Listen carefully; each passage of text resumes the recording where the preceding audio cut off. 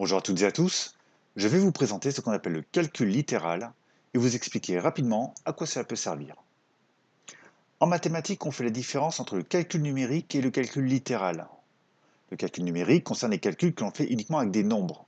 On le commence dans les classes de primaire et on continue au collège avec les nombres relatifs, les calculs avec des fractions et les calculs avec des puissances que vous n'avez peut-être pas encore vus. Le calcul littéral est un calcul avec des lettres, souvent la lettre X, mais pas forcément. Alors la question c'est à quoi servent ces lettres? Principalement à deux choses. La première utilisation, c'est pour remplacer n'importe quel nombre. Dans ce cas-là, on dit que la lettre est une variable, car sa valeur peut varier. Prenons un exemple simple. Dans un rectangle, on a une longueur et une largeur. L'aire du rectangle est égale à sa longueur multipliée par sa largeur. On résume souvent cette formule ainsi, car c'est plus rapide à lire et à utiliser. Eh bien, cette expression, c'est une expression littérale, car elle comporte les lettres grand L et petit l.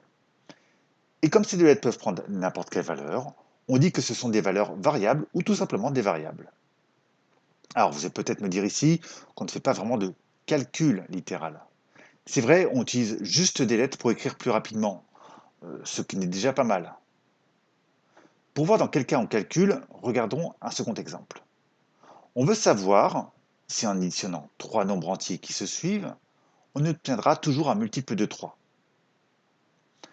Par exemple, 1, 2 et 3 sont bien trois entiers consécutifs, et leur somme vaut 6. Et 6, c'est bien un multiple de 3. De même, 2, 3 et 4, la somme fait 9, 3, 4 et 5, ça fait 12, et ce sont encore des multiples de 3. Alors, ici, on a bien envie de dire qu'on obtient tout le temps des multiples de 3. Sauf qu'en mathématiques, on veut être sûr. On veut être absolument sûr. On ne veut avoir aucun doute. Et si ça se trouve, ça ne marchera plus avec des nombres de 6 chiffres, qu'est-ce qu'on en sait?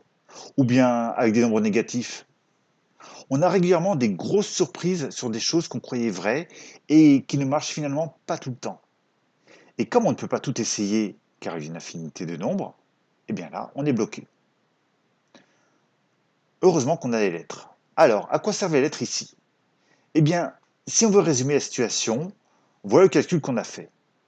Et on peut modéliser ce calcul avec des lettres. Si on appelle n le premier nombre, alors le nombre suivant, ça sera n plus 1.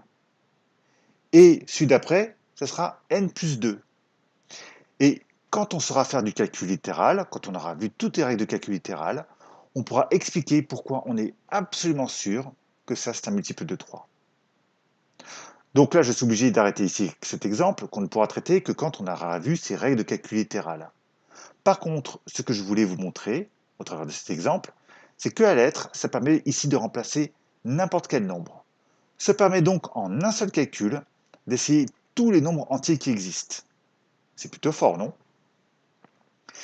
Passons maintenant à la deuxième utilisation des lettres. Une lettre, ça peut aussi servir à remplacer un seul nombre qu'on ne connaît pas. On dit que la lettre est une valeur inconnue ou tout simplement une inconnue. Alors, de la même façon qu'avec l'exemple précédent, je ne vais pas vous montrer comment ça marche ici, car on abordera ça dans ce qu'on appelle les équations, qu'on verra en détail plus tard. Vous trouverez notamment 3 vidéos consacrées aux équations sur les niveaux 4e. Voilà pour cette rapide découverte sur le calcul littéral.